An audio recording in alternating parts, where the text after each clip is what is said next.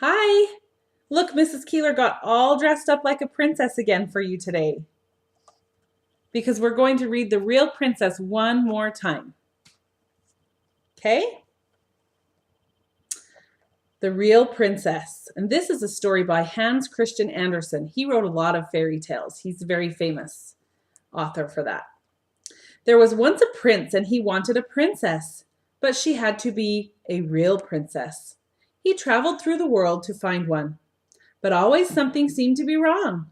Though many he met claimed to be real princesses, he could never be sure that this was true. At last he returned home, and he was very sad because he wanted a real princess so badly. One evening a terrible storm came up. Lightning flashed in the sky and rain tore at the castle walls. It was a dark and fearful night. But in the midst of the storm a knock came at the city gates. The old king himself went to open them. A princess stood outside, but the storm had left her in a terrible state. Water streamed from her hair and her clothes. It ran in at the toes of her shoes and out at the heels, but still she said she was a real princess. Well, we shall soon discover if that is true, thought the old queen, but she said nothing. She went into the bedroom, took all the bedclothes off. Remember, bedclothes are sheets. And laid a pea on the bottom boards of the bed. Then she took 20 mattresses and piled them on top of the pea. And then she put 20 feather beds on top of the mattresses. This is where the princess was to spend the night. In the morning, the queen, the king, and the prince came into the room and asked the princess how she had slept. "Oh, it was dreadful," said the princess. "I hardly closed my eyes all night.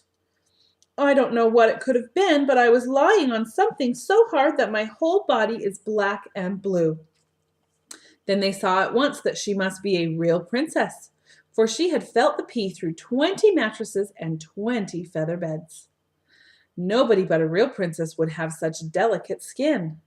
So the prince took her for a wife because now he knew he had at last found a real princess. And as for the pea, that was put into a museum where it may still be seen if no one has taken it. Now, isn't this a real story? Do you think that pea is really in a museum somewhere?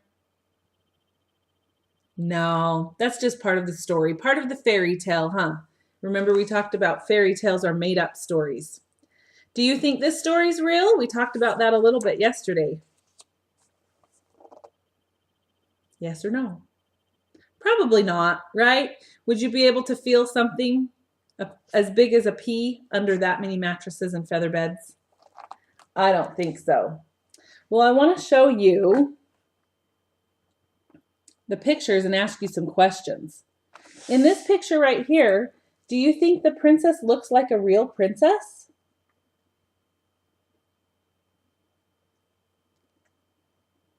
She's dressed like one, isn't she? Why do you think the queen wanted to test the princess to see if she was a real princess? Do you think she wanted her son to marry somebody that was a real princess, not somebody that was fake? Yeah. Do you think that she thought the princess was real, but she was just testing to make sure? Or do you think she didn't think the princess was real? Maybe they'd had so many people tell them that they were princesses that weren't really, that she was concerned. And that's why she was testing her, huh?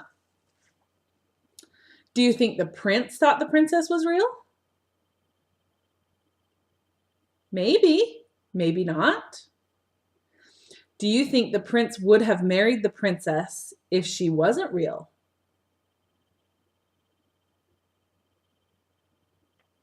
I don't know. Maybe, maybe not.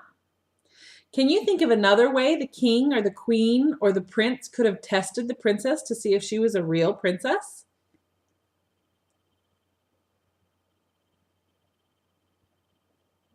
Ah, maybe. I was thinking that maybe they could have asked her who her family was, because remember yesterday we talked about a lot of times, most of the time, princes and princesses come from family that are kings and queens.